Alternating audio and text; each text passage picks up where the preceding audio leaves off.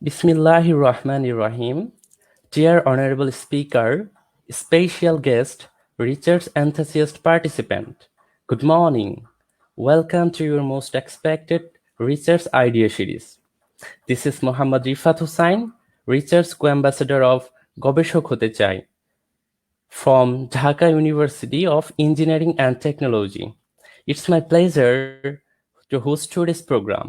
Before diving into the lecture, I will introduce গবেষক হতে চাই Be Researcher BD platform, its mission, vision, and activities. গবেষক হতে চাই Be Researcher BD is an online-based, non-profit open platform directed by some world-class scholars. They are tirelessly working to promote research and guide young researchers in Bangladesh. Its vision is to leverage research in higher educational institutes for sustainable development all over the world. This novel effort has been initiated by Mr. Sabir Hussain sir. He is working as an assistant professor at the Department of Computer Science Engineering of Chittagong University of Engineering and Technology, Bangladesh. Universities are the place for knowledge creation and dissemination. However, we know that the university is going in the traditional way, although the final year students do their thesis or project for obtaining the certificate. But research and publication at undergraduate level are rare. Mr. Sabir Hussain sir worked in a different way. By his effort, the secondary students of the CSC department of CHUET has published more than 10 articles in international conferences and journals. This type of accomplishment is rare not only in Bangladesh, but also in first world universities. Being perplexed by this achievement, he has created this platform to divert this enthusiasm among all of the students who are interested in higher studies. They are assisting researchers by sharing research-related resources such as books, papers, websites, etc., conducting online-offline training courses, arranging seminars, workshops or webinars, research collaboration and supervision, arranging internship opportunities, and so on. Previously, they have conducted the country's first free complete online training on how to become a researcher. This course covered the basic concepts, tools, and techniques required to become a researcher from zero knowledge. The recorded lecture on YouTube received more than 26,000 views within 8 months. Then they have started the most demanding online free course titled Python for Research from any discipline from 31 March 2021. We know that selecting research idea is the most important step in research methodology. However, finding a research idea is a challenging job for the research enthusiast new learners. To assist them in finding an idea easily, we are organizing this research idea series. Research scholars from home and abroad of different disciplines will deliver lectures related to his research expertise or domain knowledge. Basically, speaker will share trending research topics, skills, tools, and techniques required to start his entire current and past research project, publication guidelines for a specific field. We have a plan to cover all possible research area in future. Now I'm going to introduce today's lecture and speaker. It is the second lecture of Research Idea Series. The title is Recent Progression in Renewable Energy Engineering. The key highlights of this lecture are recent area in renewable energy engineering, trending research in renewable energy engineering, skills, tools, and techniques required to start research in renewable energy engineering, speakers' past and current research project, reputed journals and conference, publication tips, research collaboration. Today's our honorable speaker is Dr. Abdul Alim sir. He completed his Bachelor of Science in Mechanical Engineering from Dhaka University of Engineering and Technology, Kuwait, Bangladesh in 2012. He received PhD degree in Material Science from Solar Energy Technologies, School of Computing, Engineering and Mathematics, Western Sydney University in 2018. He completed his PhD with 14 publications. One of his research articles was published in Chemical Society Reviews in 2015, which has an impact factor of 40.443. Dr. Abdul Alim joined the School of Engineering at Western Sydney University in January 2021 as an associate lecturer.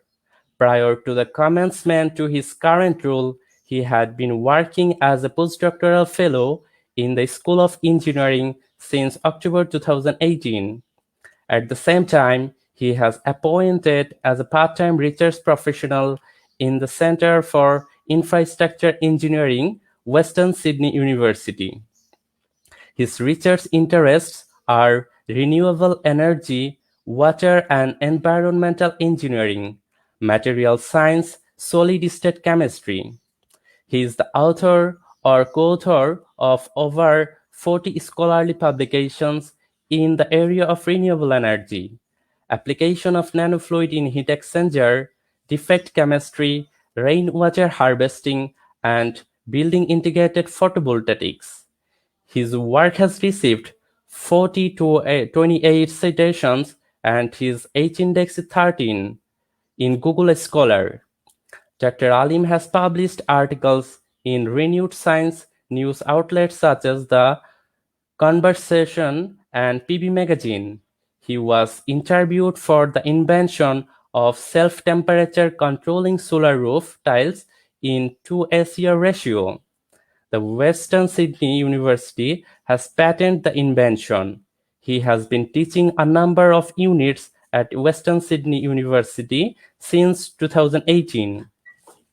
Dr. Abdul Alim is the recipient of Australian International Postgraduate Research Scholarship IPRS 2014, Australian Postgraduate Awards APA 2014, and AINSE Australian Institute of Nuclear Science and Engineering Postgraduate Research Award 2016. He was one of the finalists for Environmental Solution of the Year Int-Avier Award 2020. He was involved with many inventive projects.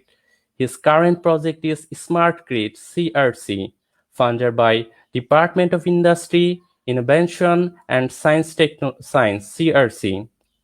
Beyond the subject, I would like to say that I'm a current student of Duet.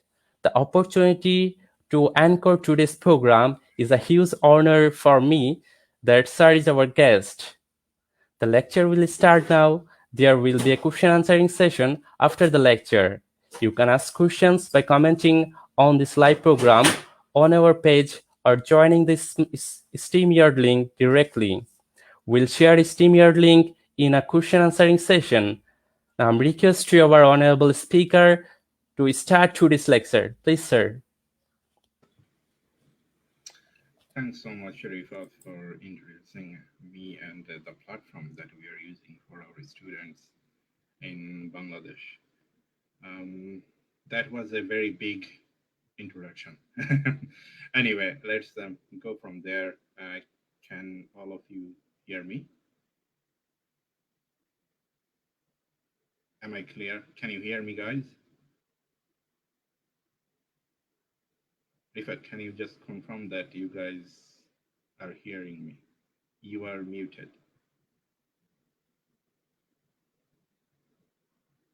Can you unmute yourself and confirm that you can hear me? Sorry, sir, we cannot see your slide.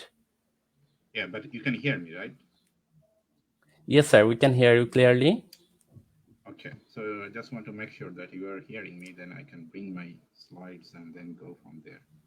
All right, so I'll bring the slides. Before I start the slide, just uh, like to mention a few things is research is the art.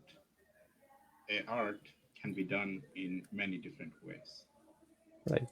So we should not take anyone's suggestion as the pathway for doing research. We learn from everyone. We use those suggestions to build our own research career. So whatever I'm going to share with you, that is my perspective on research, how to conduct research. Your idea and path could be 100% different than mine, but we can share, we can learn, and we can improve. So that's the idea for today's presentation. My presentation will be short. I'm more believing in discussion.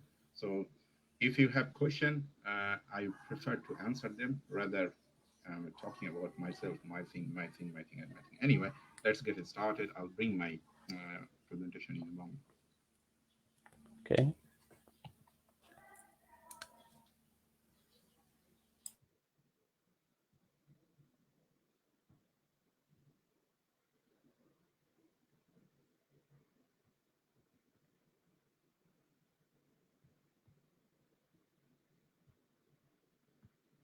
I hope you can see my screen now. Yes, sir. We can see. Okay. And you can see my presentation, I believe. Right? Yes, sir. We can see Okay. clearly. Okay, let's get it started. I don't have too many things to discuss. I'll keep it short and then we'll discuss about the question you have. The first thing is I already been introduced by Rifat. I am Dr. MD Abdul Alim. I'm working as an associate lecturer at the School of Engineering, Design and Built Environment at Western Sydney University. The discussion of the topic of the discussion for today is to understand what is the progress we are making in renewable energy engineering sector, what are the areas that we can focus and how we can use our intellect to contribute in those sectors. Uh, so before I dive into the subject matter itself, let me just quickly give you my background so you understand you understand who I am, what is my credential, and why I have been selected for this presentation. So I born in Khulna, which is the southeast part of Bangladesh, and then grew up in a village, and then moved to Dhaka to complete my undergraduate study at Dhaka University of Engineering and Technology. So I was there in 2008 as a student in mechanical engineering department. I completed a degree with first class honors for, uh, for that particular year. The CGPA I got there is 3.95 out of 4, which was the highest CGPA until that time in the dual history in mechanical engineering.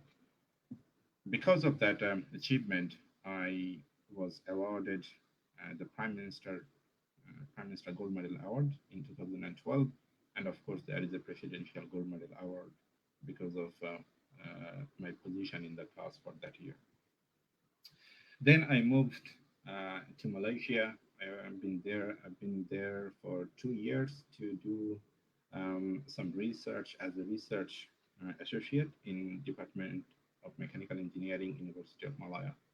Then I got a scholarship from Western Sydney University, and then I come to the Western Sydney University to do my PhD in material science and energy conversion. The focus of my energy conversion sector is solar energy conversion. So what I have done in my PhD is I developed a novel photoelectrode material that could use the sunlight and break the water in hydrogen and oxygen. So we can use that material to split the water, making hydrogen and oxygen, which could be used as the fuel instead of can be replaced for the fossil fuel we're using nowadays. So what I have achieved there, I published 14 articles, journal articles during my PhD. I also received funding from Australian Institute of Nuclear Science and Engineering in 2014, and I also mm, been awarded the IPRS scholarship for my PhD program. After completing my PhD, I started working as an academic at Western Sydney University. I started in 2018. I've been involved in teaching a number of units, first year, second year, third year, because I wanted to share what I have learned to our fellow students. So I was involved in teaching of physics, mechanics, engineering practice, fluid mechanics, construction management, structural engineering, thermodynamics, and heat transfer. So those are the units I have covered in Western Sydney University. In Australia, when you do a number of units, you have to go through the student evaluation about how you taught that unit to the students. So my rating was there that 97% of my students were satisfied of my teaching. So from there, I have a good achievement in doing teaching at Western Sydney University. Now, to be an academic, you cannot just do teaching or you cannot just do research. You have to do research as well as teaching together to be well known to your fellow students as well as in the expert community.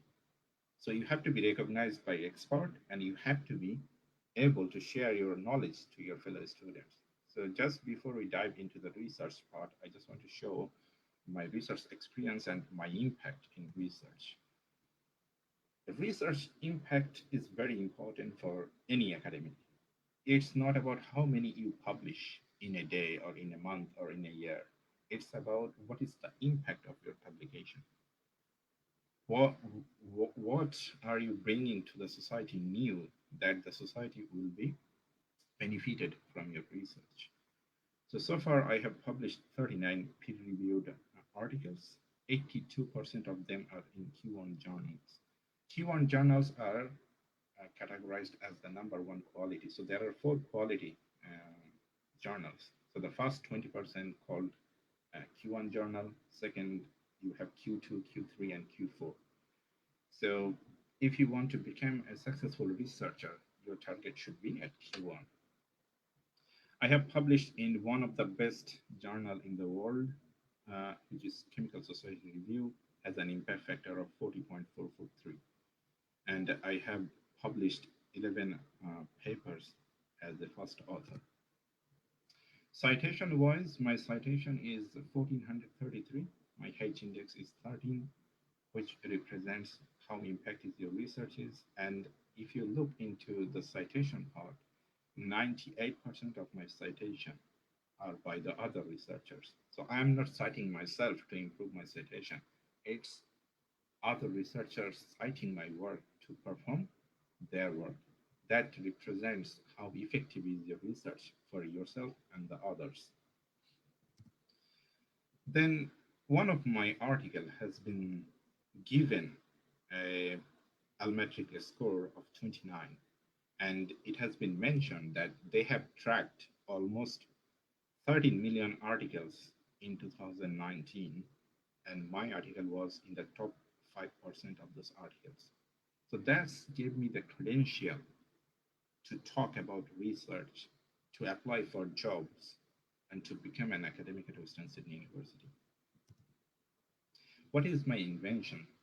So what I have invented in the renewable energy sector is we all know that there are solar tiles made by some companies around the world. The main problem with the solar tiles is the temperature. So when you put that under light, they absorb light and they get heated. When the PV cells get heated, that reduces the efficiency significantly. So I made these tiles. I modified the base material with a new material, which is part of my PhD, that can control the temperature by itself, meaning you don't have to employ anything else from outside, like putting air, passing through water to keep it cool. it can cool itself by using the material in it. So that was the biggest invention I have so far, and the university have paid almost $50,000 to patent my idea. And now it is we are talking with companies who will adopt this technology, bring that into the market, and probably in next 5 years we will see these tiles on Australian roofs. Again, when you have an invention, you cannot just brag about yourself that you have an invention and nobody cares. So you have to invent and you have to go to the media to to talk about your invention so people know what you have been doing, what you are doing for the society. So when I get that invention, I have been interviewed in a number of radio channels. My publication has been focused in four science news outlets, which are considered the best news outlets in renewable energy sector. This exposure gave me the identification to the broader community who know about me, what I'm doing, what is my activity here. About research funding, we have recently um, get funding from BRBD company who will develop that solar tile, which is the value of the funding is almost $500,000. So this will start in May, will run for three years consecutively. And then I'm also trying to develop some building blocks that can also reduce the energy consumption for the buildings. And the proposal has been submitted to Australian Research Council, which is the biggest entrepreneur in Australia who provide funding for research.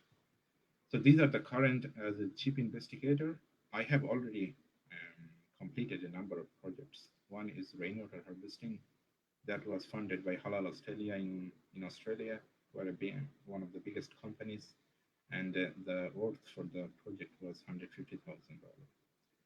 Then I'm also conducting a research as a co-investigator on purple roof. We'll talk about what is purple roof during our presentation. And then I'm also conducting a research on coal tailings to make pavement and soil conditioner. We'll talk about that in our presentation as well. So that is worth about $300,000 in Australian currency. Okay, let's dive into the subject matter today. So the discussion we are having today is about renewable energy engineering. Uh, for us, for engineers, we have to be very clear about what we are doing. Uh, Please understand that there is a big difference between being a scientist and being an engineer. For a scientist, cost doesn't matter. They want to know why things are happening in that way. But for an engineer perspective, cost is the priority. So the more you can reduce the cost for any particular system, the more you will be considered as a professional engineer. So the research area for engineering is not about inventing or discovering if sun is rotating about moon or moon is rotating about earth. It is about developing technology to use those science at the minimum cost and help the humanity. So that's the basic difference between an engineer and a scientist. If you are an engineer, you should know about that, and your research should always focus on the first priority is improve the performance and reduce the cost of the any particular system you take. So if we talk about renewable energy, what we have in mind, what energy sources we are talking about, because there is a problem with fossil fuels, because of there is a problem with carbon emissions, we are trying to shift to an area where the energy sources are not going to be emitting carbon dioxide, carbon monoxide to the environment. So those sources are called renewable energy sources, where you don't have a carbon emission or GHG emission. So what are those sources? The first source that come up in our mind is solar energy source. It is available, free, and it does not really emit any carbon emission. So if we can use that, that is very good. The second one we have um, already seen is wind. Wind energy is also massive, can be used, for generating electricity, converting the wind energy to electrical energy, and then use that for our daily purposes. The third one is the geothermal power plant. So geothermal power plant are using the heat we have um, the, at the depth of the earth, and then you can use that heat energy to warm up your water, and then use that for a steam turbine, and then you can produce electricity. Then we know about wave energy. So there is a energy that is coming from our ocean. This is because of the celestial bodies are moving around, and they are creating these massive waves. And these massive waves, because of this rotational energy converting into kinetic energy, that gives us too much of a scope of use those energy to implement in our daily usage. So that could be one form of renewable energy. Then the most recent development is the hydrogen energy. So the idea is to replace fossil fuel with hydrogen. When you burn fossil fuel, you are producing carbon dioxide because you are burning um, hydrocarbons with oxygen.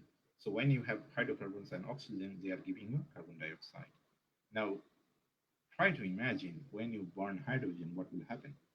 When you burn hydrogen with oxygen, they burn and they produce steam. So even if it doesn't matter how much steam you produce, it does not really impact the environment. So that's the idea of making hydrogen as the next fuel for our all energy generations. You can see they are trying to use that in cars as a replacement of petrol, as a means of heating, as a means of manufacturing metals. All these production and manufacturing processes can be performed using hydrogen. So this is one of the um, hot topic nowadays. So if you are interested in this area, I would guarantee you that in next 20 years, this will be the top of the town. So think about that. And the last one is hydroelectric power plant. We can use the potential energy in the water, and then we can run our turbine to produce electricity and use that in those electricity. Now, I leave this with you. What is the problem of hydroelectric power plant? So we'll discuss about that in our Q&A. I'd like to listen to you from what you think about hydroelectric power plant, why it is not feasible anymore. Now, because I work in Sir, solar sorry for energy the and interrupt. yes, go ahead, Sir, please. we are not clearly audible. Your sound is not clearly audible. If you Okay.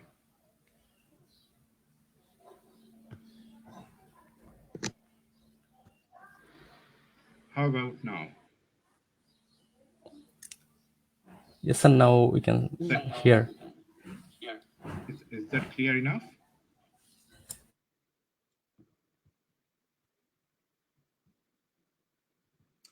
Okay, let me Yes, bring sir. my presentation.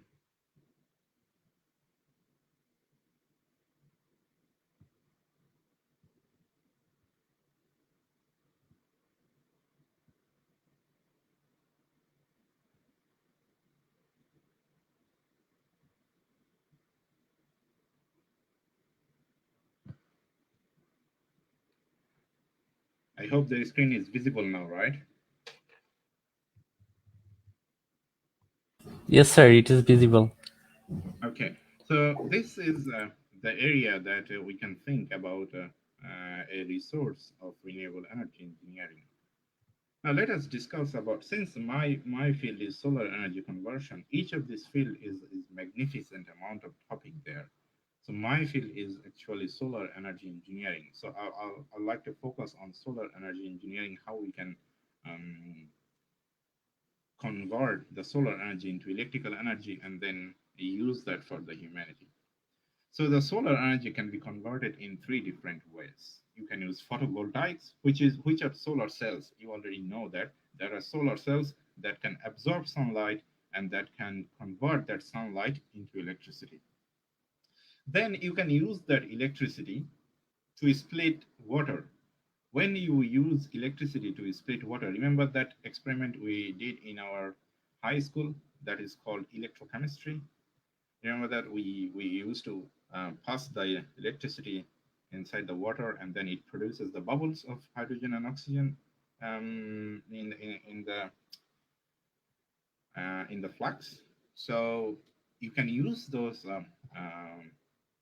electrical energy to convert your water into oxygen and hydrogen, and then you can use hydrogen as the energy, as the fuel, which can replace fossil fuels. Okay, so you can use sun to produce electricity, and you can also say that the sun can be used to produce hydrogen, which is called electrochemical process. The other way of converting solar energy is called photoelectrochemical. Photoelectrochemical, let me give you the basic idea. Let's say that you have water, contaminated water with microbial cells, and then you put that under sunlight. So the ultraviolet light of the sun, the ultraviolet is the spectrum of the sunlight could kill some of the germs, but it does not have that strength to kill all the microbial cells. So what you can do, you can make some material and put as a tablet. You remember that we used to put chlorine tablet inside the water, and then we are able to drink the water. So the idea is same. You put those tablets in the water and leave it under the sun. So the sun hits on the surface of those tablets, of those materials, and then it releases oxygens. Those oxygens are radicals like hydroxides. Those can actually break the cells of the microbial contamination, and then it can purify your water. So if you are purifying your water using sunlight and those oxide semiconductor materials, then the process is called photoelectrochemical. But if you are converting solar energy directly to electricity, then you call it photovoltaic. But the photo, if you are using that electric current to break your water into its constituents, then you call it electrochemical. So these are the three areas you can focus. My focus is photovoltaic. So let's see what is photovoltaic and what is the trending research in PV technology. PV represents photovoltaics. So, so there are few areas that the researchers are looking now. The development of new cells. We all know that there are silicon cells, which could be polycrystalline, which could be monocrystalline. Both are usable and both can be used to produce electricity. But what is the problem there? The problem there is the theoretical efficiency of a silicon cell is 26%. And we are already at 24% of that efficiency. Meaning in the next few years, we will achieve the maximum energy efficiency that can be achieved from those cells. So that's a problem. Then what do we do for the next generation? We have to make some material that cannot, that don't have a limiting efficiency at 26%. It can go until 100%. So the research could be producing those materials. It could be a tandem cell, it could be CIGS, it could be perovskite. Whatever the material is, that could be your one of the research area. You can work on that. You can if you love material, if you love placing the materials, doing with the atomic structure, then you can go for those areas. That is wide open for the new researcher. So this is actually making new type of cells with new type of material. The second one is cooling of the existing system. So what happens is when you have a PV cell and you put that under the sun has a spectrum, meaning it has visible light, infrared light, and then X-ray, and all this the spectrum at the radio wave, all these are there. We can only use the visible spectrum to in our cells because of their limitation in band gap. So what happened is the infrared part of the light get absorbed by the silicon itself. And when it is absorbed by the silicon itself, try to understand you are sitting under a sunshine and you are feeling warm. Why? Because your body is receiving and absorbing heat. So when the cells absorb heat, they also slowly get heated. When they get heated, their efficiency falls significantly. So at 25 degrees centigrade, let's say the solar cell can work at 22% efficiently. Now, if the temperature goes 1 degree from 25 to 26, the efficiency drop is 0.5% on average. It can go zero point 0.8, it can go zero point 0.2. So on average, with 1 degree temperature change, the efficiency could degrade 0.5%. Now imagine that on a hot summer day, the surface temperature could go as much as 80 degrees centigrade. So at 80 degrees centigrade, your solar cell is working, even if there is sunshine, your solar cells is not working at all. So you are losing all this energy. So a group of scientists, including me, is working how we can control the temperature throughout the day so that your cell can work efficiently throughout the day. So what is happening here is you are not improving any performance, rather you are keeping the performance constant. On average, you are producing more energy than you could have produced without um, using that cooling technology to your cell. So this is another topic. There are many researchers working in this area. If it feels good to you, this is wide open as well. If it feels good to you and you want to work with me, you can contact me as well. We can work together because this is my area. The other technology is called PVT. So you have photovoltaic as well as a thermal system, meaning in Australia we use hot water when it is winter, the temperature is too low, and also at night the temperature is too low. So people who are older or younger cannot really use the water that is that cold. So they need hot water during that time. So the idea here is okay, we have solar cells on the roof. We are going to pass our water through that roof so it collects heat from the roof, get heated, and we preserve that for the use at night. So it produces hot water for you, but also keeps the temperature of your system low. So this is an area people are working here. There are many technology that have been introduced in doing this engineering, which is fascinating. So this is another area of research. Even the University of New South Wales are the pioneer in this work. So if you are interested doing research on that, you can contact Robert Taylor, who is the in charge for this technology at University of New South Wales. But he has a very high criteria to be eligible to work with him. But he is a very fantastic, nice guy with so much knowledge that you can learn if you were able to get his attention. And the final part is when you put solar cells on your roof, you need additional structure that requires cost. That cost you. You also putting additional support structure on your roof, that also bringing new load on your structure, and that does not really look very fantastic, does it? So you don't want those materials to be just slabbed on the surface of your building. What you want, how about we make it integrated like a solar roof tiles or power wall by the other company, they just announced that.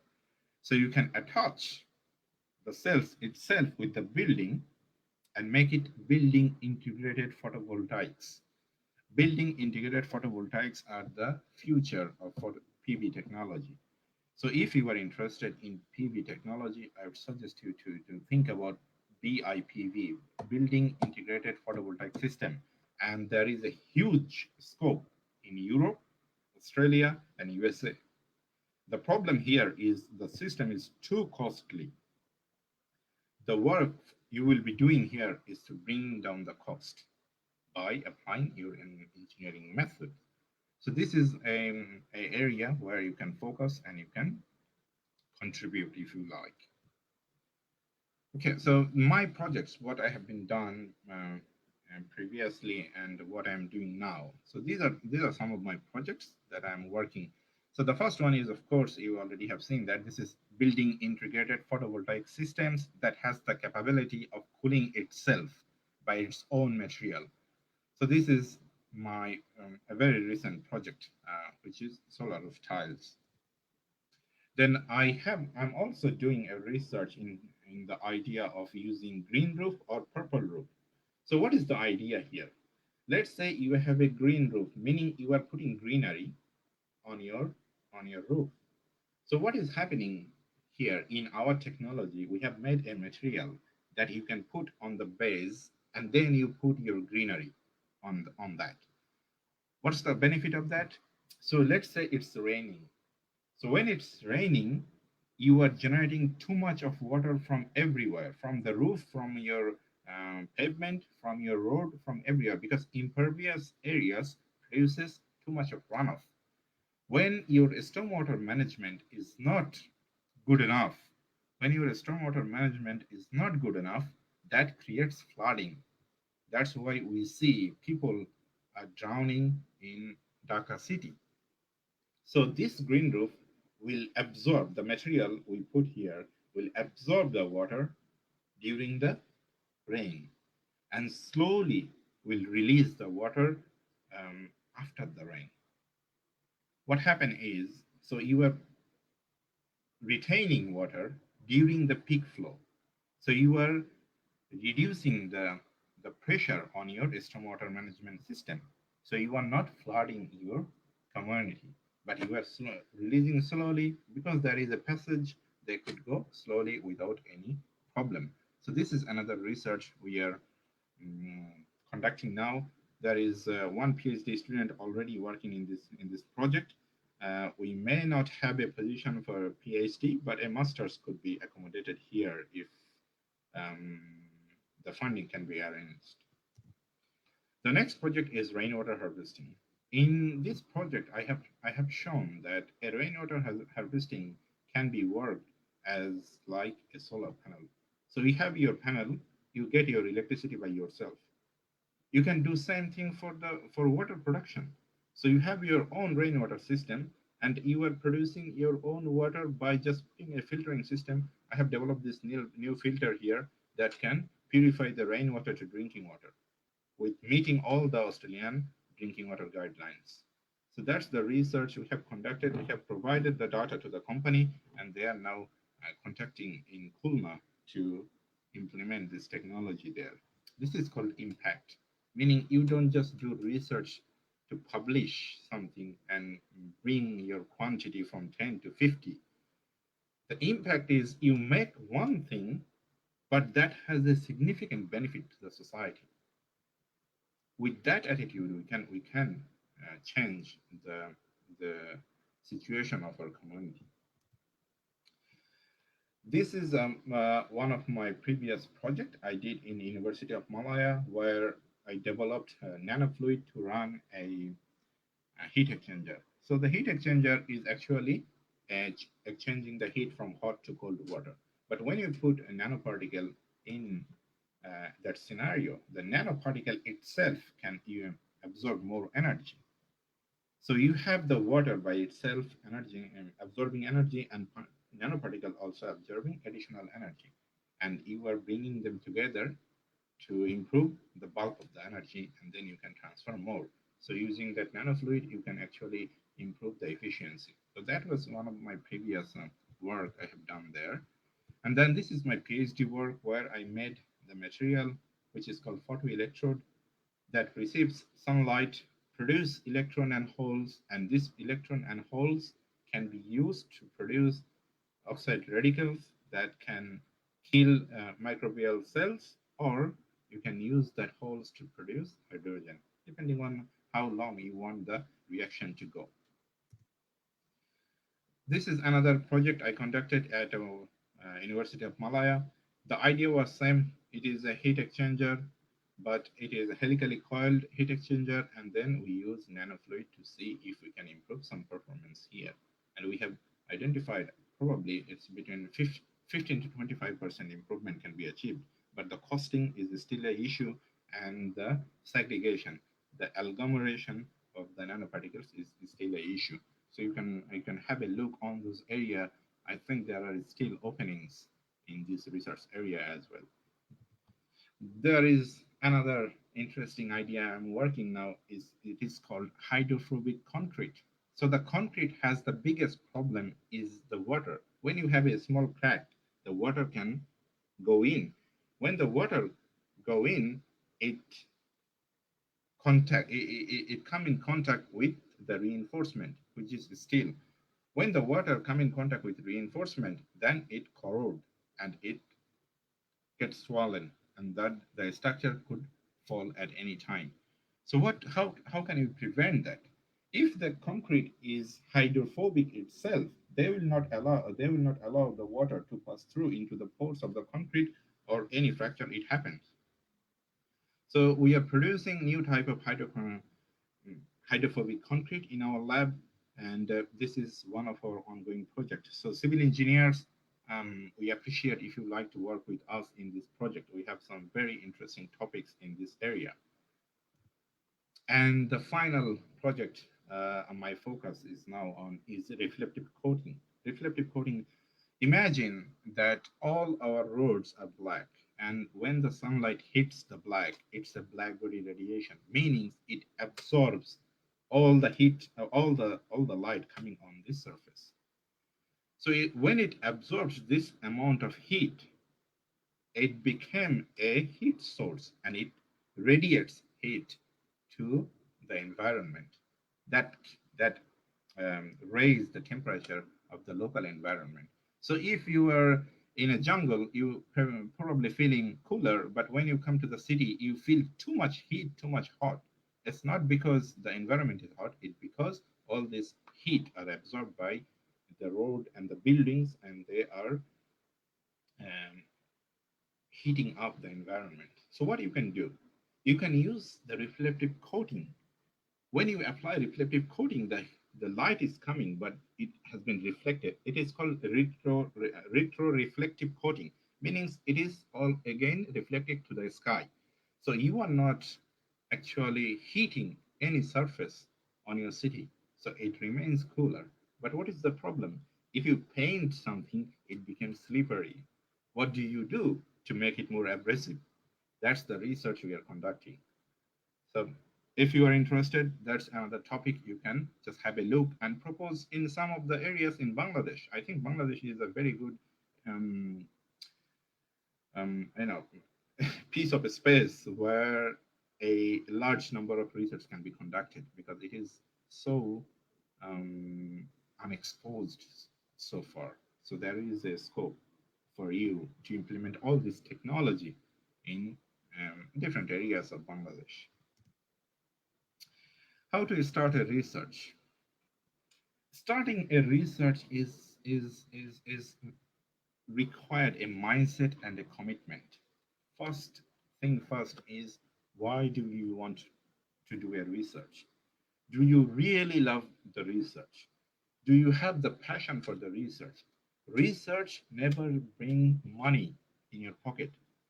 It only brings the fulfillness, by yourself, that okay, I know and I am too intelligent to determine that. So are you determined to sacrifice all those worldly things for the passion of research? If you think that can be done by yourself, then I suggest you to start a research, become an academic. The first thing is choose your research topic.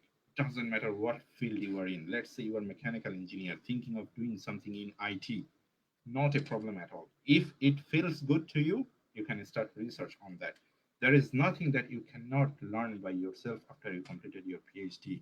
It requires your commitment and your understanding and your hard work. With your hard work, you can achieve anything, anywhere you want. My background is mechanical engineering. I'm teaching civil engineering, and my research is also in civil engineering. I haven't found anything difficult because I love to test myself outside of my comfort zone. So be prepared to take risk. Remember, a research is the thing that nobody knows. If you think, okay, I don't know that thing, so how can I do research on that? You are doing research because you don't know that part. If you already know about something, there is no research anymore. If you feel interest, then you find any topic you are interested about and start reading. Now, as I narrow down from the beginning that renewable energy is big, I narrow down to solar and then I narrow down to PV. So you also start with, let's say that I want to do research on animal. Okay, there are too many animals. What type of animal I want to take? Pick the animal and then pick a group and then you can do a research on that. So you have to narrow down and make fine tune your interest. Identify a research problem. This is tough. This is tough. I see many PhD students when they completed their PhD, they are struggling to find a new research problem. I see many of my colleagues struggling finding a new problem because they are handicapped by the mentor. They are handicapped by the supervisor. The supervisor always telling them do this, do that, do this, do that, which is not very good. They need in research, it is always sink and swim. Sink and swim meaning you are sinking and then you are swimming for your life. And this is how you learn swimming. And one day you will never be thinking of sinking anywhere because you know how to swim. So in research, identifying research problem is very difficult. What you can do, let's say you are interested about doing research on a bird. Read about bird. Start reading about bird. How do you start reading? Let me just show you a quick view where you can go and start reading.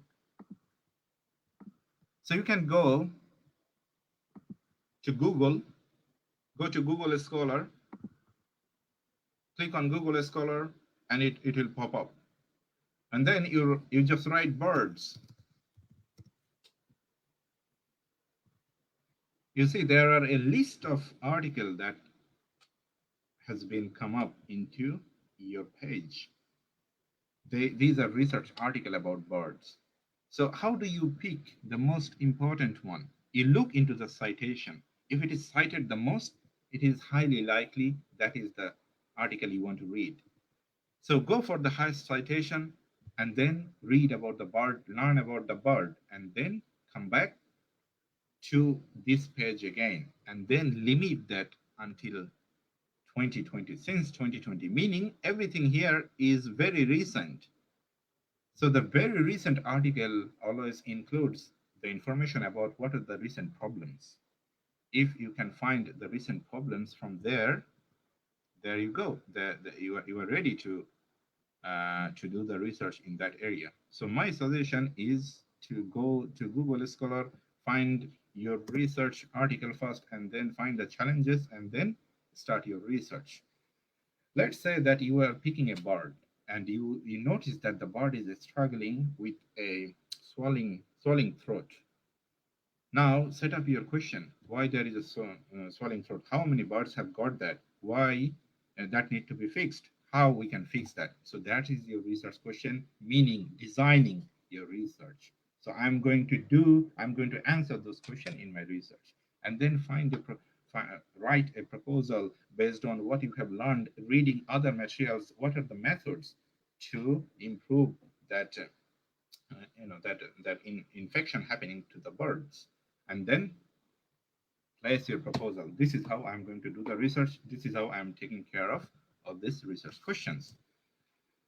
For me, what I did, I went to the UN page and see what are the SDGs, meaning what are the most specific problems in the world. They are always given in the SDGs. So this is called Sustainable Development Goals, what we want to achieve in our world. And here you can see there is a section called energy, new energy, clean energy and clean water. So there is clean water and sanitation if you are doing civil engineering. For me, I have goal number 7 in my mind, which is affordable and clean energy. So I'm working to contribute in the sustainable development goal number 7. So this is how I started my research. Publication tips. Before you start writing your publications, make a summary of the figures you have from your experiment. What figures you have, what data you have generated, and make a story in your mind. Start writing early. Whenever anything comes in your mind about a paper, write that. Doesn't matter how correct you are, how wrong you are. It doesn't really matter. It matters that how long it takes to prepare the draft. When the draft is there, you, your friend, your mentor can all look into that and revise that again and again to make it scientifically correct. So start writing early is very important. Write clearly. What does that mean? Read articles. Some of the articles you will feel, no, there is nothing there I can read. I cannot really understand what the author is trying. That's a bad article. That's the indication of a bad article. So when you write, you think about that, what make you feel bad. So you shouldn't do that. That will clarify your writing, and that will make your writing clear. Use reference software like EndNote, Pablon. This software are very useful, handy. You don't need to always chase for the numbers and all those things. It can do the job for yourself. Learn using EndNote. It's available. It's a very useful tool. Know when to submit. Keep a timeline for your article. Okay, so this is the timeline. I want to submit this article in 3 months. By first week, I want to see this. By first month, I want to go there. By the end of the second month, I want to go there. And by the end of the third month, I want to submit. Keep that in mind. Seek pre-publication peer review. This is always important. Bring your friends, bring your collaborator, bring all your mentors to read your article, to give you feedback. Do not take anything personally. Let's say you send me an article for a feedback and I give you very, very hard feedbacks after all the works you have done on it. You have lost too many nights to read and write the article, and you send it to me and I said nothing. 90% of them are not really useful. So it is not because I don't like you, it is because I want you to improve. So be open-minded about whatever comment coming from your mentors. They always want you to become more and more um, mature. Choose the right journal. This is very important. If you don't submit in the right journal, that will create lots of issues and you will feel disheartened in your mind. Let me show you. There is a website which is called Journal Finder Elsewhere that helps to find out the journals. So if you go to the Journal Finder, so this is actually the Journal Finder would look like. Journal Finder, your paper title, and you put abstract, you put some keyword, and then you find journal. If you click on that, it brings all the information. I have prepared one for you guys. So what I have done, I put one of the title of my paper, I put the abstract, I put the keywords, I put the field, and if I click on find journals, you can see it brings all the journals that is related. So Journal of Clean Air Production, it has a CITES score 10.9, it has impact factor 7.24, the acceptance rate is 18% only, it gives you the decision in 5 weeks. So this is very quick journal. Sustainable cities, it is the acceptance rate is very low, only 13%. The impact factor is 5. It gives you the decision in 4 weeks. The next one is process safety. It has impact factor 4.9, acceptance rate 18%, and it gives you only 3 weeks the decision. So it is very fast. So you can really select whichever journal you want. There is one that can process everything in 2 weeks. So this is also useful information. So you can go through all these journals and see which one is more suitable for you, and then you can pick that journal for your publication submission. And then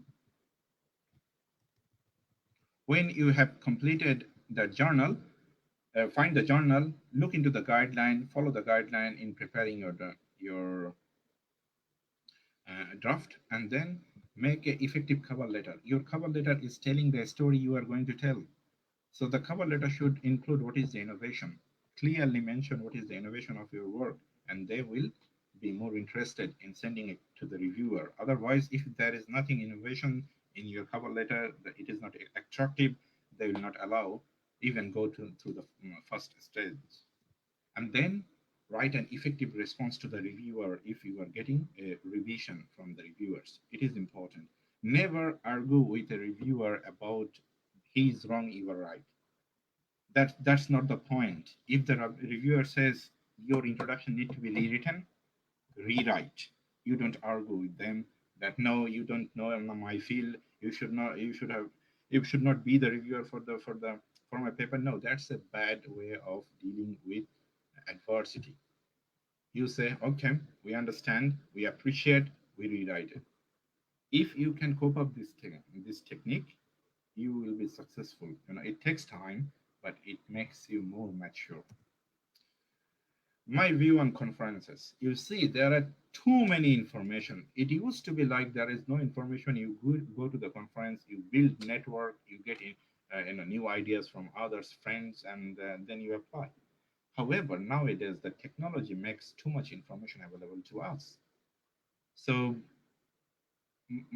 I never really bother to go to a conference anymore. If I have something interesting came up, I just contact the author directly and get my information from there. So it's up to you. It is always good to build the network, but you can always make the network by communicating with them, sending them email, talking with them, reading their article, and then collaborating with them. So it is up to you. I have no comment on that. And the final thing is collaboration, which is very important. Collaboration brings new knowledge in your project. It gives you experience. If you are collaborating with the experienced researcher, you know how to run a project. Project management is not easy. Finishing a research within the given time of the money allocated to you is not easy. So you learn from your seniors, and you have the access to the more, expert knowledge, so you can use in your project. Then you have funding coming from the industry, so that is also important. If we are sitting at the university doing research and nothing happening, no university knows, no industry knows about us, no government funding body know about us, that's not good. You cannot survive in this field in that way. So you have to be collaborative with all the peoples in government, in media. You need media as your friend. Make friends with media. Start publishing in media. I would suggest you to start writing in media, whatever you can. You chase them. Don't wait for them to chase you, because the talent is too much. No one will come and ask you, who are you and what is your grade point? That the day has gone. There are too many good students around. So you have to talk by yourself. Go and talk with the friends who have media connection. Go and talk with the friends who are already publishing. And this collaboration will help you to build yourself, to build your career. And then you can also go for funding and all these other avenues if you like. And I think that's everything I wanted to talk to you. I'm sorry for taking too much time. Now I'm open to answer some questions if there is any question. Thank you, sir, for your valuable speech. It was very informative lecture, and Richard's sheet was so attractive. Hope that it would be helpful for all of the participants. Now I'll read read out some question from comment box. We're also providing the StreamYard link in the event description. You can ask a question directly. We are waiting.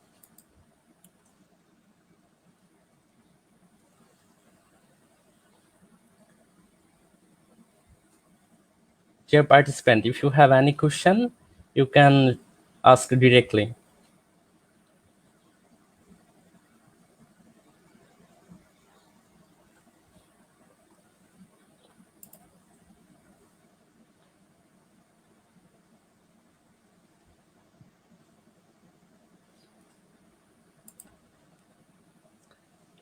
So I got a question from Shahriar, who is a mechanical engineer, and he has the intention to go with the materials engineering, right? The best way, look, how I switch with impact. What is the impact? The impact is I start learning the civil engineering, like what is pavement, what is concrete, how you can improve concrete, what is hydrophobic concrete, and then I propose the idea with one of the mentors. You start reading materials engineering, how to do materials engineering, and you find out the professor or the mentor who is also working in that area, and propose to him, look, I have this idea. By reading that article from you or from the others, what do you think? There will be people waiting for you to listen to you. So that could be a way of go forward. Just make an impact, or make a collaboration, like write a research article with a mentor, and then when he sees that you can write, you can bring new ideas, he will chase you to work with him. So make the hook. What is a bad article? A bad article is something after reading 2 3 lines you don't feel to read that anymore. Eh, I don't care. So that's a bad article. It gives you no like, let's say you are reading a story of Einstein, how Einstein have uh, um, developed the idea of relativity. So you are very interested. Okay, how? What's the way Einstein used to go to the relativity and contradict Newton? So that's very interesting, and you are continuing to read. So that's a very good article that makes you interested about the topic. If someone start talking about a dog of black color and then the materials is good, that makes you feel no connection in the article, and you leave that. Read abstract. Feel what you feel. If you don't feel attractive, leave that article. Don't go after abstract. Only go to those whose work attracts you. I have completed my thesis 2 months earlier. That's very good. Safidul, Sifat, congratulations. That's very good. Keep up your good work. Try to convert your thesis into research articles, and try to publish inside Bangladesh first, and then slowly go to the higher stage. Okay. Uh, is this Stabak Das? I'll call you Das. Das, look, there is when the idea is there, there is no priority. You have to put all of them in work. So what I do, I write them. I write them in my notebook, and I divide my day very early morning. So between 7 to 9 is the time when I do these things. There is no interruption. Your family is sleeping. You are by yourself to your world. Write, put that in a half page, and then send it to your students. I have a large group of students. Look, this is the idea. Develop the proposal. Send it back to me, and then I take it to my mentor, and then we work together to go for the funding or a big paper. So this is how you don't really prioritize anything. You do work simultaneously if you want to survive. Okay, anything else? So we have some feedback from Shahriar Ahmed. Thank you so much, sir. I'm satisfied with your answer. Masood Karim, thank you very much, sir, for clearing the relationship between SDGs and research. SDGs are very important. That's the way we are heading. All the researcher, today or tomorrow, has to follow that. The earlier, the better. So you can take one of the SDG and start focusing on them and bring your ideas. Anything else?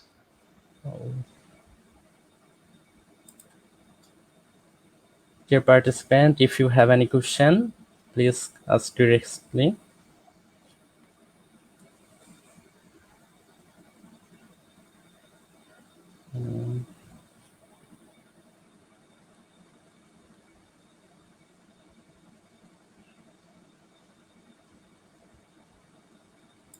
When I show the Elsevier and how to search in different platforms, was that here on your screen refer?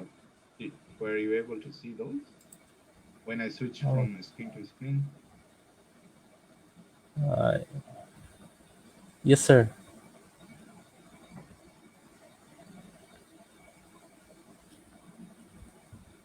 Okay, it seems everything is clear. It's always good to have more questions, but if there is no questions, it means Yes, sir. uh, We can now close our meeting. yes, Uh, yes. Thanks so so much for thanks. the Thanks again, sir, for your valuable time. Also, thanks to our audience for your participants. Uh, our next program will be Research Idea Series Episode 3 about advancement of research in tall timber buildings and structures. It will be started from 8 April 2021. To get updates of our activities, follow our page, join our group, and subscribe to our YouTube channel. We're happy to inform you that we are now a family of more than 20,000 members, including group, page, and channel with 9 months only. Stay with গবেষক হতে চাই, be researcher BD, and invite your research enthusiast friend to our platform. Wish you all success and good health. Allah Hafiz.